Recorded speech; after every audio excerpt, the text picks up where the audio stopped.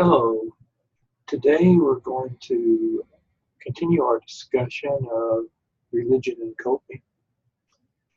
We're going to be discussing some of the content of Argument Chapter 5. In this chapter, Argument helps us to dig a little deeper in looking at the relationship between coping and religion.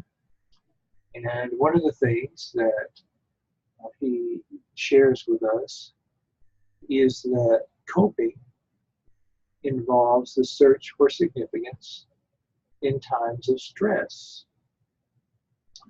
We already know that religion involves the search for significance in ways related to the sacred. So now we're learning that coping involves the search for significance in times of stress. So Argument shares with us several assumptions about coping. We're going to be talking about some of these today.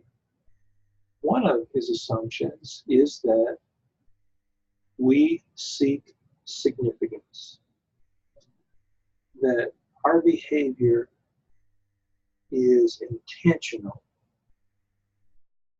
and that intentions are highly predictive of actual behavior.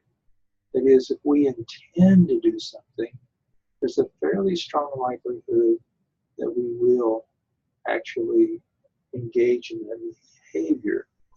He also emphasizes that we strive for significance, that we strive to achieve the things in life, experience the things in life that matter to us. Each of us has things that are significant to us, and we tend to be highly motivated to work towards those areas of significance in our lives. Think about it for yourself. What is significant to you? What is important to you? The famous psychologist William James said that significance is the hot place in a person's consciousness. There are many different types of or objects of significance that we might have in our lives, and we tend to have more than one object of significance and objects from different categories. Examples of categories of objects of significance would include material things, say like wanting to own a certain kind of car or a house. Physical things having to do with our health and physical well-being. Psychological objects of significance like serenity, peace of mind. Social objects of significance like being involved in intimate relationships. And spiritual objects of significance like wanting to have a close relationship with God and having an inner peace associated with our spirituality. When we look back at different psychological theories, we can see other examples of objects of significance. For example, if you ever learned about Maslow's hierarchy of needs, you know he has a list of needs starting at physiological and moving all the way up to self-actualization and then transcendence. And each one of these levels in his hierarchy of needs could be considered an object of significance. And Erik Erikson, in his psychosocial theory of development, if you've ever studied that one, talks about how the issues of greatest significance change for us as we develop throughout the lifespan. For example, when we are in elementary school, he says an important object of significance for us is achieving a sense of competence in our lives. When we're young adults, it's intimate relationships. When we are in middle age, it's generativity or giving back to the younger generation. And as we look back on our life in older age, it calls it integrity. We can feel a sense of accomplishment about our lives. In other words, objects of significance change over the course of our lifetime. So the search for significance is necessary for a productive life. Some objects of significance are good for us, and some objects of significance are not good for us. Take, for example, someone who is addicted to alcohol or other drugs. Those substances become objects of significance in the person's life, and their life may revolve around those substances in a way that can bring about tragic results for the person and their loved ones. So again, as William James said, it makes a great deal of difference to a person whether one set of ideas or another be the center of their energy. So a good question that we can ask ourselves is, what are our objects of significance? Because we strive for significance. We're drawn to it, whether it be constructive or destructive. So this first assumption is that the search for significance is the overarching guiding force of life, one that directs people along very different paths according to argument. Now, the search for significance is not limited to times of stress, but when we are going through stress, oftentimes our objects of significance are threatened, especially when we experience life crises. And when we search for significance in times of stress, we are engaging in coping. And again, argument defines coping as the search for significance in times of stress. Another assumption that argument makes about coping and stress is that events are constructed in terms of their significance to people. This is an interesting notion, and it's the idea that events do not simply happen. When events occur, we construct them in terms of their significance to us. That we create, anticipate, and plan events in ways to enhance significance, and that even negative events are constructed. Now, naturally, we do try to avoid situations that detract from significance, but we also take on different tasks and challenges in an effort to achieve significance.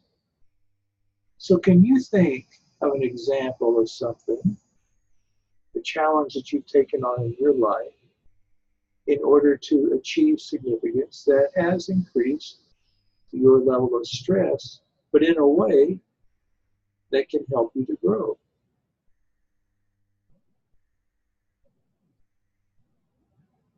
If you selected attending college, that would be a good one to select, because you chose to attend college. It's a lot of work and expense. It can be very stressful at times, but you are constructing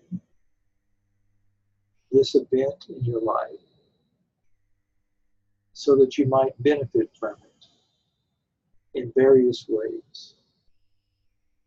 Another example that comes to mind would be caring for an aging parent. You might have decided to have an aging parent live with you. And while it is very stressful, of course, it can be quite rewarding to have the privilege of caring for a parent or grandparent in their later years.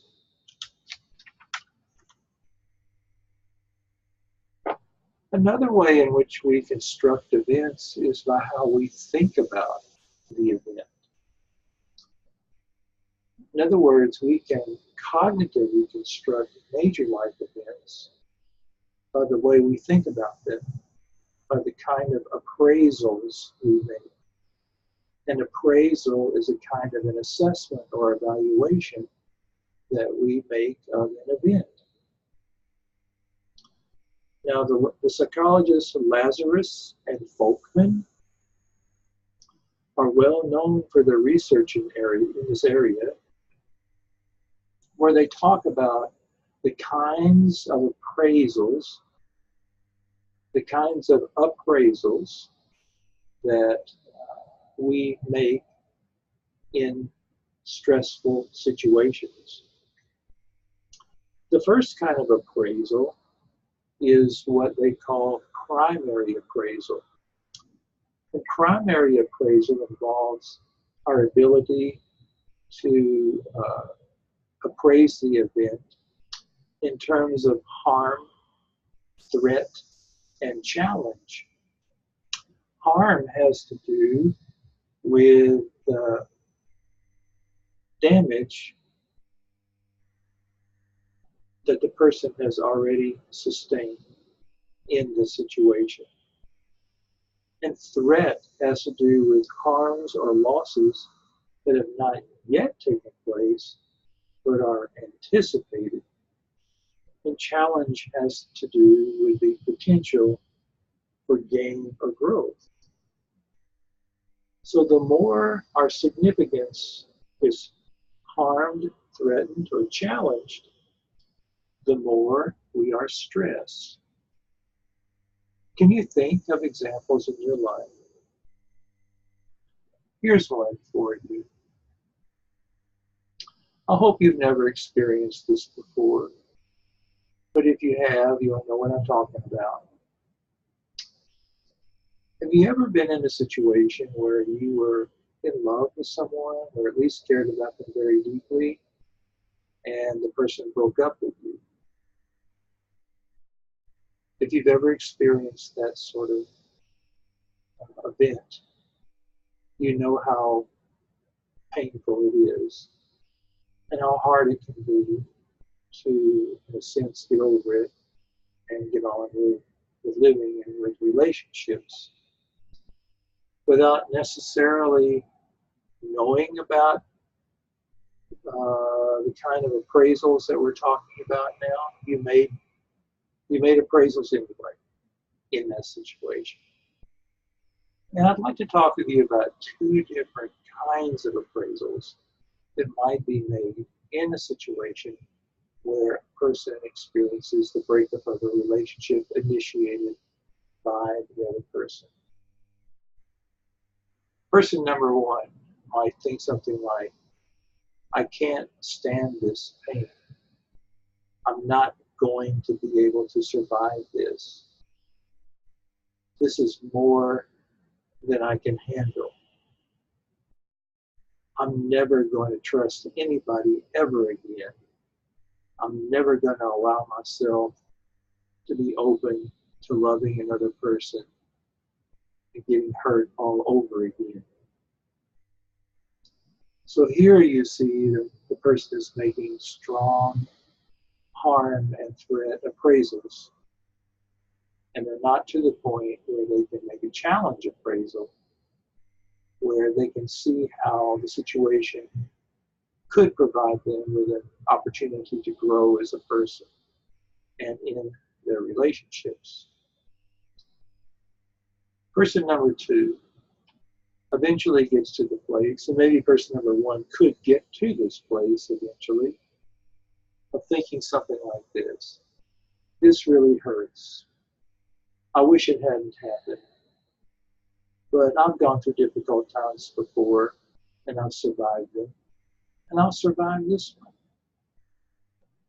It's a time for me to reach out to others for support, and I want to learn from this experience so that I can have maybe a greater opportunity for success in relationships in the future. I don't want to let it keep me from putting myself out there eventually and working on trusting and loving again. So you can see how the kind of primary appraisals we make are a way that we are constructing an event. We can make it worse or we can make it better by the way we think about the event. So it's not just the event itself, but it's the way we think about it that influences how we are affected and to what extent we are affected by stressful events that occur in our lives. Another kind of appraisal that Lazarus and Folkman talked about is what they call secondary appraisal. And in secondary appraisal, we take stock of our resources and burdens that we bring into a coping situation. Do we believe we have the ability to handle the problem? Do we have confidence in our ability to help ourselves get through it? The argument makes the point that we are most vulnerable to events that affect the things we care about, that is, our objects of significance, for which we perceive the fewest resources and the greatest burdens in coping with a situation that threatens objects of significance in our life. So what we're getting at here is that what makes a life experience stressful is not only the event itself, but the primary appraisals of threat, harm, or challenge the event poses to the search for significance, and secondary appraisals of the resources and burdens the individual brings to the coping process. I'd like to just provide an example, an easy one to understand about resources and burdens. Take the example of the person whose partner broke up with them. If that individual knows through their life experience that they have been able to cope and get through difficult times, and if they have a strong support system of friends and family that they can turn to, these are all resources that they can utilize in helping themselves cope with the current difficult situation that they're in. If those coping skills and relationship resources are absent, or if they have a pattern of turning to self-defeating behaviors when going through stressful times, like, say, going out and getting drunk, then they have more burdens that are going to be working against them in the coping process. Another important assumption that argument makes about coping is that each of us brings an orienting system to the coping process, an orienting system to the coping process. process. Well, what is an orienting system? You may wonder, well, do I have an orienting system? Yes, you do. We all have one. We might not realize it, but we do. Because our orienting system is our general way of viewing and dealing with the world. It's, as Pargament points out, it's like a frame of reference, a blueprint of ourselves and the world that is used to anticipate and come to terms with life's events. It directs us to some life events and away from others. And hopefully it provides a reservoir that we can draw on when we're going through hard times. It can be a help or a hindrance to the coping process, depending upon the kind of orienting system that we have. So many of us have a religious orienting system to life. Not everybody, but many of us do. And we'll see as we get into looking at religion and coping further, that if we already have a religious orienting system to life, we are very likely to rely on our faith in helping ourselves to get through difficult times. If we don't have a religious orienting system, we may be, and probably will be less likely to do that. So I'm excited that we'll get to explore those possibilities further very soon. But for now, we're just making the point that everybody has an orienting system. Are you the kind of person, for example, who tends to be more optimistic and hopeful in the way you look at yourself in life, or do you tend to be more pessimistic? And do you expect the worst to happen? These would be examples of orienting systems that we might have. Are you the kind of person who tends to be trusting of other people? Or is it hard for you to trust and you tend to be wary and more guarded generally? All of these would be examples of aspects of orienting systems that we might have towards the world. But it's a lens through which we experience life, our orienting system, whatever it happens to be.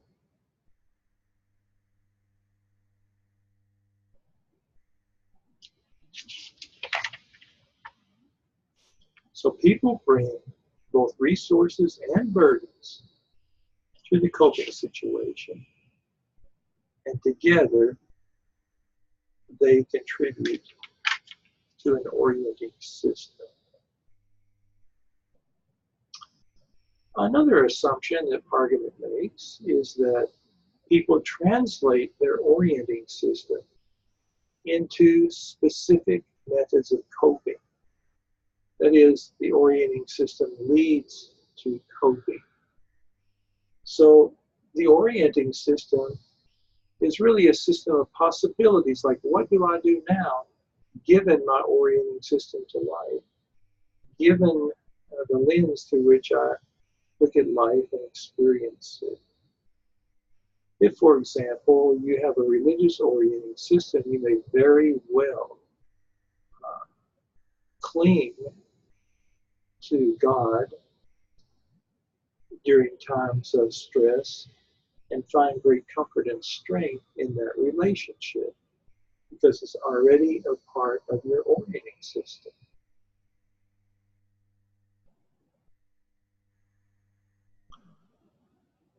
Another important assumption that Pargament makes is that we seek significance in coping through the mechanisms of conservation and transformation.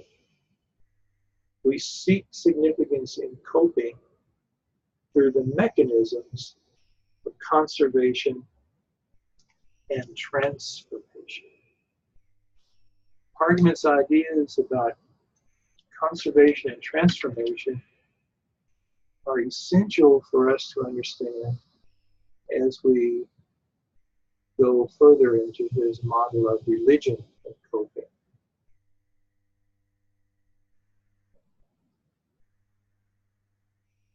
Conservation is usually our initial tendency in coping because it represents our attempt to preserve significance. Something happens that may threaten our significance. So our first reaction is probably just to keep on doing what we have already been doing and usually do in order to hold tight to the objects of significance in our life and hopefully not lose them.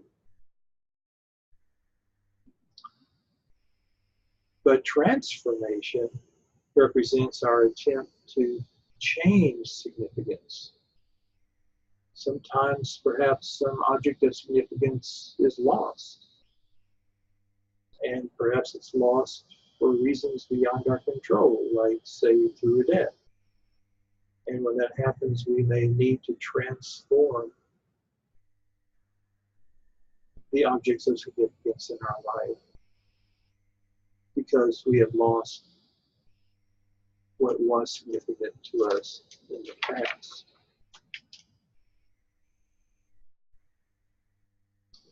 So the coping process reflects the basic tendency to conserve. Much of coping can really be characterized by the effort to maintain and preserve significance. But sometimes stressful life events will shake, shatter us, not only the means of achieving significance, but the nature of significance itself, Pargman points out.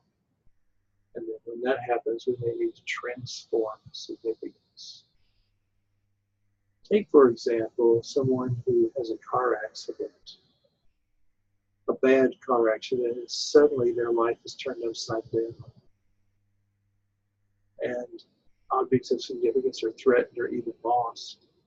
And they have to start all over and rebuild their life and find new objects of significance and means of achieving them even after a major tragedy like that occurs in their life.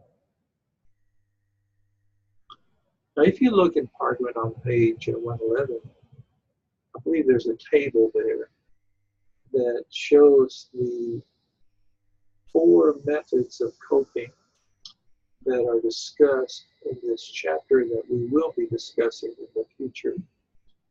And understanding these 4 methods of coping is essential to understanding Pargman's model of religion and coping. You can see that these 4 methods of coping are preservation, revaluation, reconstruction, and recreation.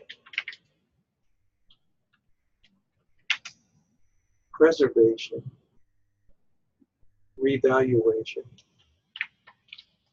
reconstruction, and recreation. If you recall, we have already talked about Pargman's ideas about the means or pathways to significance and the ends or destination of significance. Means or pathways to significance include thoughts, feelings, behavior, and relationships. And the ends or destinations of significance include various things, including meaning, physical well-being, psychological well-being. intimacy with God and others, and some other objects or destinations of significance. And of course, those can be different for different people. So, in looking at Pargament's model of coping, it's 4 different means of coping: preservation, reevaluation, reconstruction, and recreation. Each of these is characterized by whether or not the pathways of significance, that is, the means of significance, are conserved or transformed, and whether or not the ends or destinations of significance are conserved or transformed. So in the case of preservation, both the means and ends of significance are conserved. In the case of reevaluation, the means of significance are served, but the ends of significance are transformed. And in the case of reconstruction, the means of significance are transformed, but the ends of significance are conserved. And in the case of recreation, both the means and ends of significance are transformed. So let us look at least one example of each of these types of coping. An example of preservation, where the means and ends of significance are conserved, that Pargament provides in his text on page 111, is that of Nelson Mandela, who even when imprisoned, remained committed to his beliefs and values. And as Pargament says, he was a model of courage and integrity. I can remember a time in my personal life when I went through a very painful crisis. And because I do have a religious orienting system to life, that is what I turned to help myself get through it. I did not want to lose my objects of significance or change my pathways to significance. I just pretty much clung to what was already there for me. And I remember the week that it happened, I could not wait to get to church on Sunday. And I felt such a great sense of peace and relief sitting there in that pew with tears flowing down my cheeks. And it gave me great comfort to be in the presence of God and fellow believers in that sanctuary to help me get through my difficult time. In the case of reevaluation, what happens is that the purpose or end of significance in our life is somehow threatened. And we need to find a new purpose, a new reason to go on. A great example of that that's given in our book is of a man who finds out that he is dying. And he's talking with his physician about it. In fact, the man's physician happens to be Pargament's brother. And the dying patient says, why should I bother to live? In other words, what's my reason or purpose for going on living? I know I'm dying anyway. And the physician suggested to his patient that he now had new and different things to live for. A day with some time free of pain, a meaningful conversation with his wife, the opportunity to say goodbye to the people he cared about, some time to reflect on his life. These are all new reasons to go on living. Parkland also makes the point that when someone experiences revaluation, that is, when they conserve their means of significance but work on transforming their ends of significance, eventually they may also work on transforming their means of significance in order to be able to maintain their new ends of significance they have identified. But in reevaluation, the person holds on to the same pathways to significance. In other words, they conserve those, but they work on finding new destinations of significance. Now, in the case of reconstruction, the person changes or transforms their means of significance, their pathways of significance. They change those while holding on to the same ends of significance that they've had all along. A great example of this is given later in our book that we'll be talking about, is when Harold Kushner, a famous Jewish rabbi, who wrote the book When Bad Things Happen to Good People, when his son died at a fairly young age, Kushner became angry with God. He didn't understand why God would let his son die. After all, Kushner had dedicated his life to studying God's Word and ministering to God's people, but yet his son died.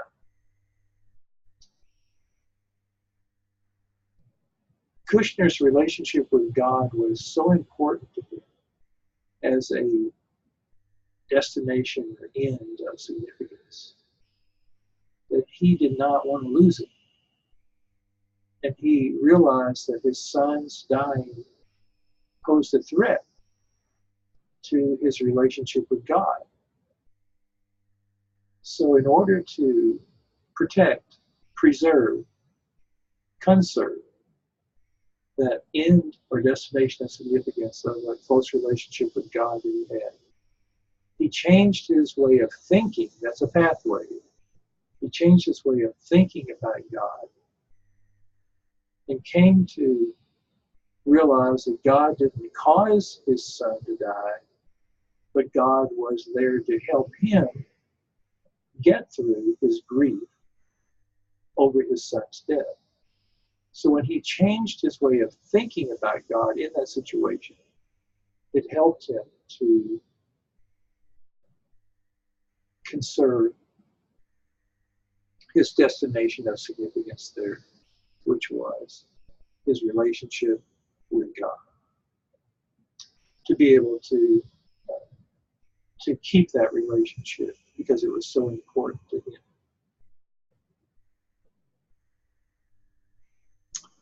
And then finally, there's recreation. And in recreation, everything changes.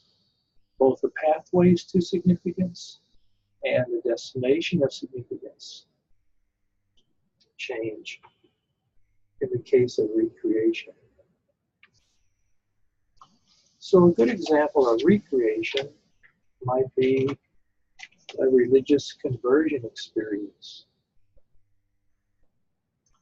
where a person finds God in their life and then changes the way they live in order to have a closer relationship with God. Recreation. Everything changes.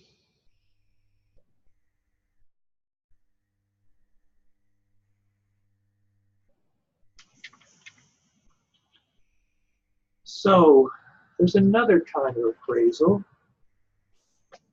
that I wanted to talk with you about a little bit. We've already talked about primary appraisal and secondary appraisal. The third kind of appraisal is what's called tertiary appraisal. And in tertiary appraisal, that's spelled Tertiary, we select the most compelling option for how we're going to cope with a stressful situation. Remember, in secondary appraisal, we weigh out our resources and burdens. But in tertiary appraisal, we then select the most compelling option for how we're going to deal with the situation. And our religious orienting system or other orienting system, if it's not religious, will point us in the direction of the most compelling option. And whatever option we select, we try to maximize significance by increasing gains and decreasing losses in how we cope with the situation. So tertiary appraisal guides the selection of particular coping methods. So in closing, I'd like to provide you with an example in which we can apply some of what we're learning about. Suppose a woman is living a life in which her main destination of significance is relief. Relief from psychological pain. She just wants relief. And the way she is achieving it is through the use of drugs. Using drugs as a pathway to significance of behavior is helping her to achieve this destination or end of significance of relief.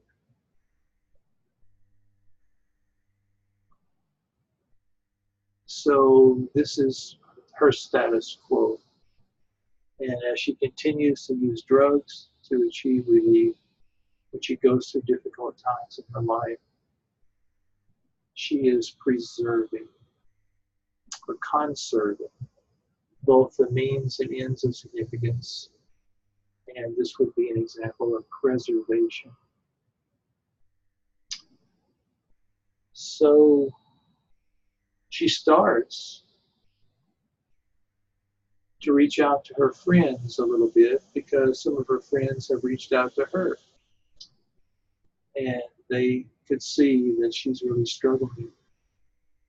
So she starts to confide in her friends more and turn to them for support. She's still looking for relief, but she's now changing her way, starting to change her way of achieving relief. She's starting to turn more to other people instead of the drugs to get some relief. So she's starting to change her means or pathway of significance to achieve the same destination of significance, which is psychological relief.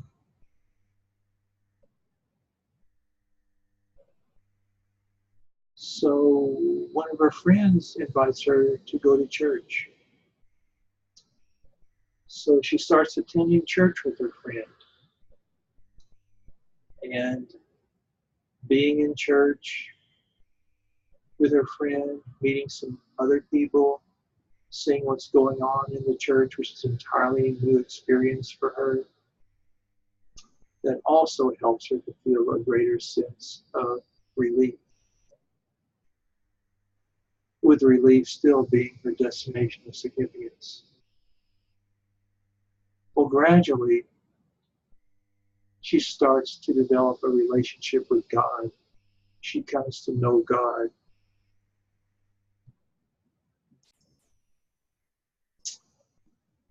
And eventually, her destination of relief is replaced with her destination of an intimate relationship with God.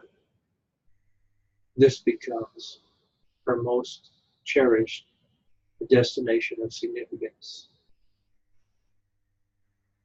And she finds new ways in order to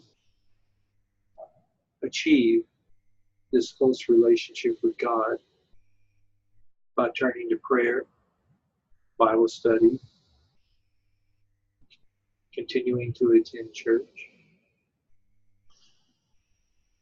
continuing to talk with her friends, but now they also talk about faith and God and their relationship with God. So she now has a new destination of significance. And she has new pathways to achieve that new destination of significance. So being able to now live a godly life, a righteous life, and having the means to help herself achieve that new destination of significance is what her life is all about. In other words, she now has a new orienting system to life. And once she has changed both her means and ends of significance, she has achieved recreation, which is Pargament's fourth type of coping. So I would like to ask you to think about, and I believe you have study questions on this, examples in your own life, or perhaps the life of another person, of preservation, reevaluation, reconstruction, and recreation. Thank you.